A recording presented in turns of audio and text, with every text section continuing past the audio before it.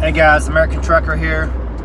Hey, I put my phone up on this little dash here, so we'll see how long it stays there. It's probably fall on me before it's over with. Anyways, hey, I told you guys I would give you an update on kind of where I stand in the trucking business. My last video, I told you I was going to go meet a couple people in the Ohio, West Virginia, Pennsylvania little triangle area there. Hang on one second. Try to make this.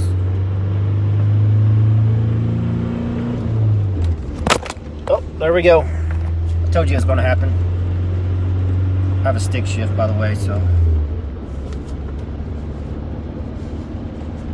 that's why I fell. But anyways, I went to those, met with those companies, and I just don't think I'm going to get into frac sand now.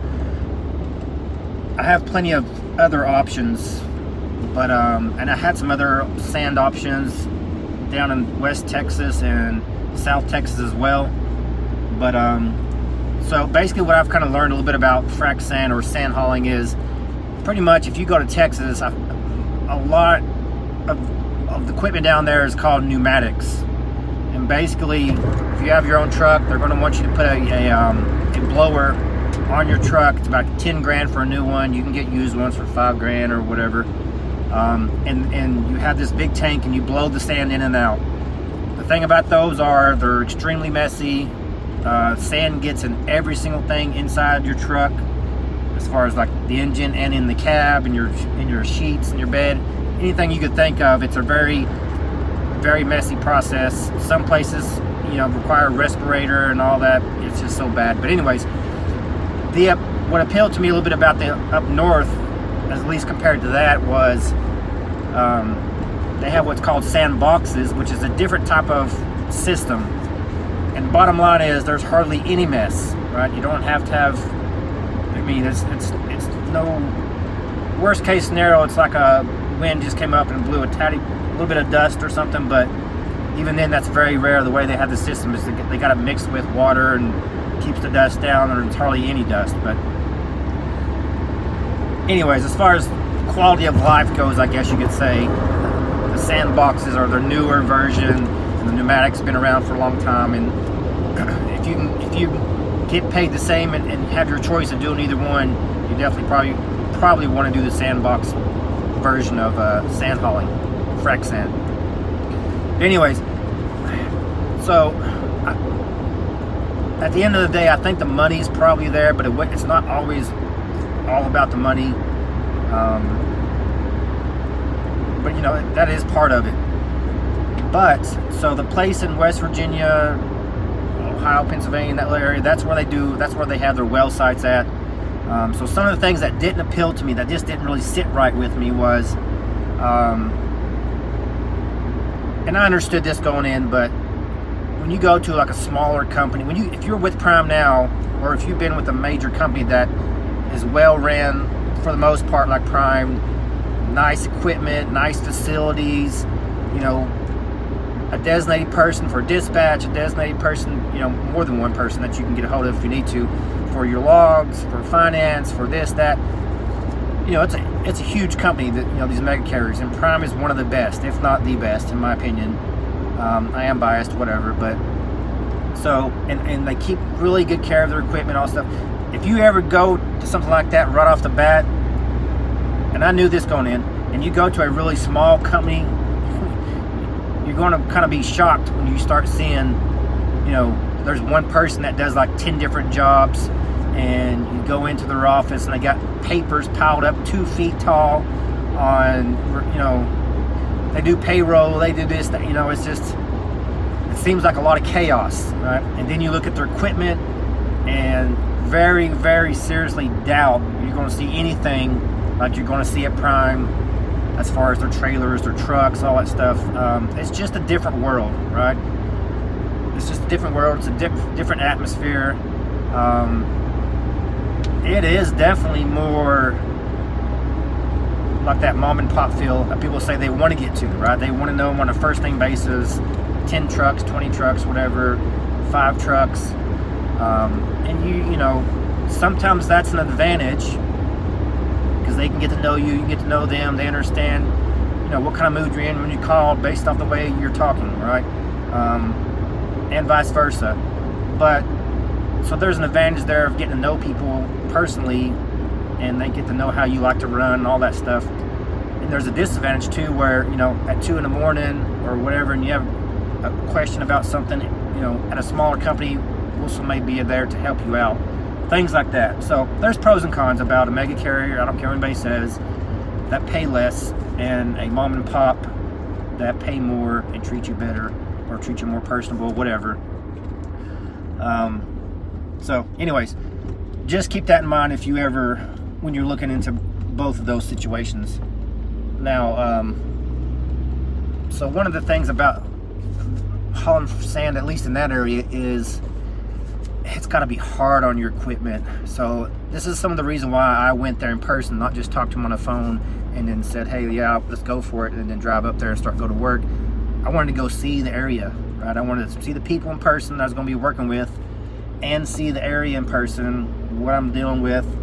And what I found out is it ain't no joke as far as those West Virginia mountains in that particular area where they work at. And there's a reason why they pay well. But so if you work for Prime or any other mega carrier or any trucking company, I guess, and you've ran through the West Virginia mountains on the interstate, that's one thing, right? And those aren't, some of those aren't no joke, especially in wintertime. But you know, even dry pavement, you know, there's some pretty steep ones going up, going down, especially if you got a heavy load. You got to take that all in consideration.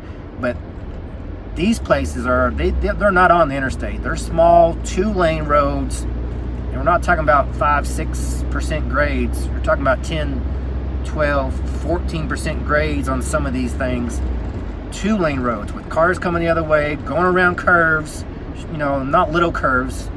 I mean, going around curves where you got to watch both sides to make sure you don't hit the car coming at you, and your trailer don't run off the back end, things like that. So hard on your equipment. I mean, going up some of these grades, completely loaded down, as much weight as you can get, because they pay by weight.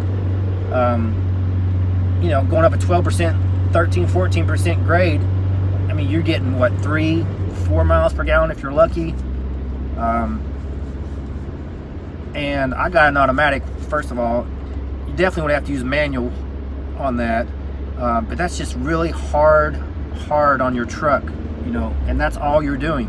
If you ain't going up them, you're going down them. So now you're riding your brakes, right? Well, hopefully you're not riding your brakes, but you know what I mean. You're either riding your brakes a lot more than you want to, right? You're really going super slow because you can't let it get away from you, so you don't have to ride your brakes, things like that. So it's hard going up on your equipment, and it's hard going down on your equipment, and the fuel cost is just, you know how much fuel cost, and as it is, if you're with, you know, if you're running on the interstate. So imagine getting 3-4 miles per gallon, 5 if you're really lucky, all day long, every day. So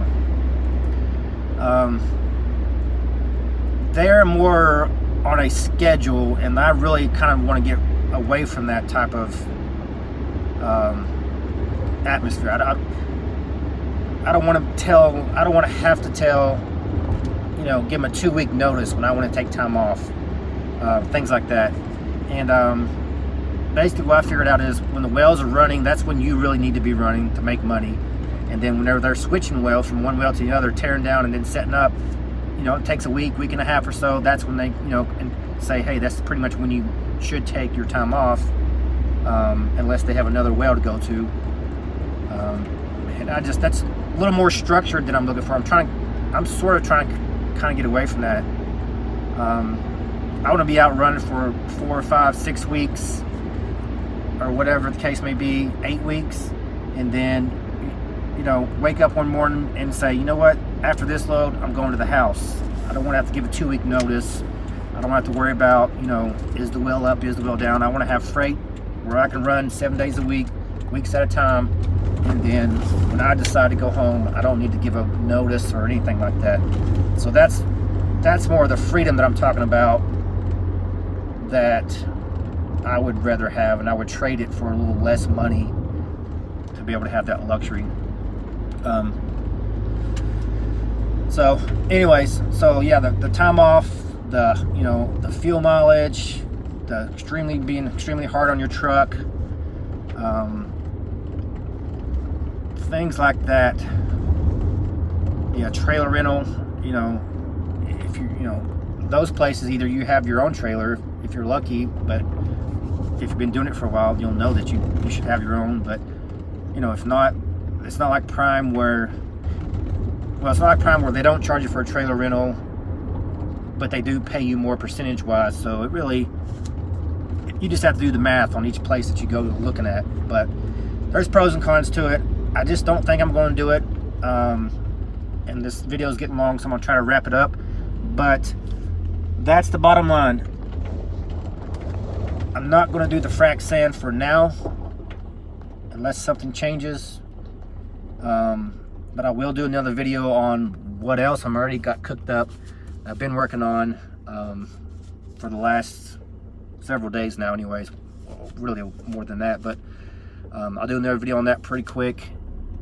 I'll know something maybe by the end of this week and give you guys a better heads up on what I got possibly going on. But you know, I continue to leave my options open. I've been off for several weeks now, off of work, but I'm not getting into a hurry and going to rush into another job. I don't like to job hop, so hopefully I'll figure it out soon and let you guys know, and then we'll go from there.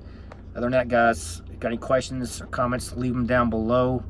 And oh, one last thing, you guys let me know. I don't know if anybody pays attention to the load board, the DAT1 load board in specific, or any load board. You guys tell me what you guys think. All I hear about is freight's terrible, freight's terrible, freight's terrible right now on the spot market. And it probably has, you know, probably is compared to historical rates, but I'm looking on there and I feel like they're a lot higher than I was making at Prime. But you guys let me know. Leave a comment below on your idea of what's going on in the spot market right now. And that'll kind of allude into my next video, what I might be doing anyways. So we'll go from there. All right, guys, American Trucker, I'm out.